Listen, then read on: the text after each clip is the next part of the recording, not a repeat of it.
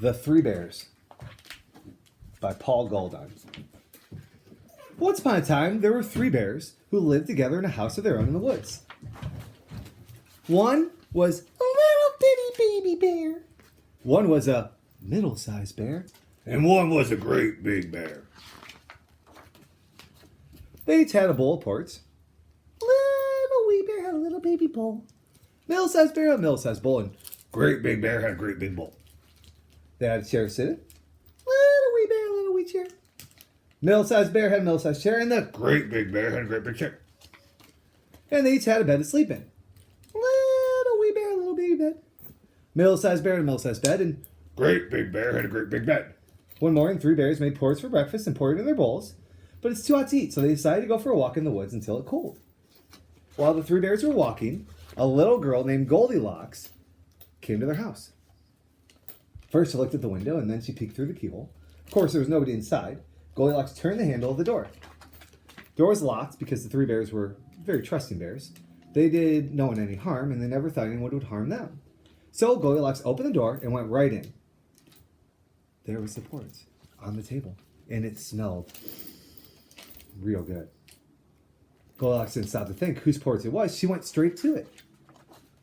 First, she tasted the porridge of the great big bear, but it was too hot. Then she tried the porridge of the middle-sized bear, but it was too cold. Then she tried the porridge of the little wee bear. It was neither too hot nor too cold. It was just right. So she ate it all up. There were three chairs. First, she sat down in the chair of the great big bear, but it was too hard. Then she sat down in the chair of the middle-sized bear, but it was too soft. Then she sat down in the chair of the little wee bear, and it was neither too hard nor too soft. It was just right. Goldilocks liked it so much that she rocked, and the bottom of the chair fell out. Down she went, plop, on the floor. Goldilocks went in the bedroom where the three bears slept. First, she tried the great big bear's bed, and it was too high at the head for her, and then tried the middle-sized bear, and it was too high at the foot. Then she lay down on the bed of the little wee bear. It was neither too high at the head nor too high at the foot, and it was just right. So Goldilocks liked it so much, she covered herself up, and she soon fell fast asleep. By this time, three bears thought their porridge would be cool enough, so they came home for breakfast. Goldilocks had left the spoon of the great big bear in his porridge bowl, and he noticed it first thing.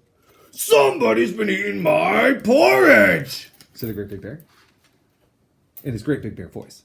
Mama Bear noticed that someone had been eating her porridge too. Somebody has been eating my porridge, said the middle-sized bear in her middle-sized voice. Then the little wee bear looked at his bowl. Somebody's been tasting my porridge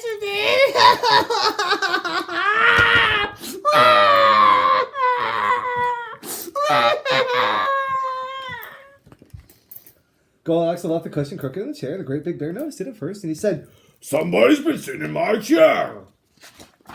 Middle bear noticed the same thing, and she said, oh, somebody's been sitting in my chair. Then little wee bear looked at his chair. Somebody's been sitting in my chair. They broke it to pieces.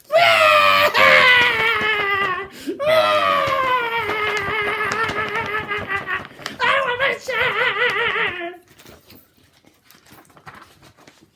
Goldilocks had pulled the pillow of the great big bears out of place. He noticed it right away. Somebody's been lying in my bed, He said.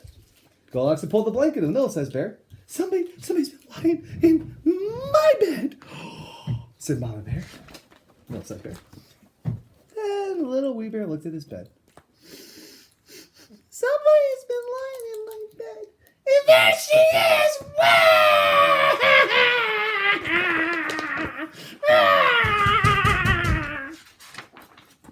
Goldilocks was so frightened, she woke up, tumbled out of bed, and ran to the window. Out she jumped, and she ran away as fast as she could, never looking behind her. No one knows what happened to Goldilocks after that. As for the three bears, they never saw her again. The end.